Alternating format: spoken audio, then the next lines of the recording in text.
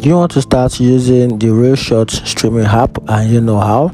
In this video, I'm going to walk you through how to download and install ReelShort streaming app on your iPhone. So if you want to do that, you have to open up your Apple Store, then tap on the search bar icon.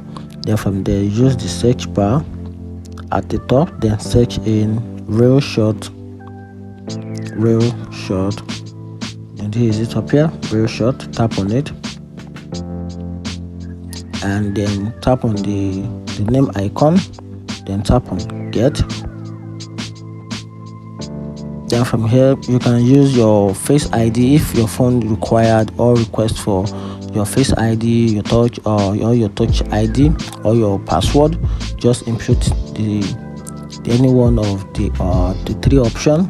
Then after that, the app will be downloaded to your phone. Then after that, the installation process will take place. Then from there, you can now open the app. Then you can start streaming on the app, and that's how you can download and install the app to your phone. If you find this video helpful, turn on the notification button and follow for more. Thank you.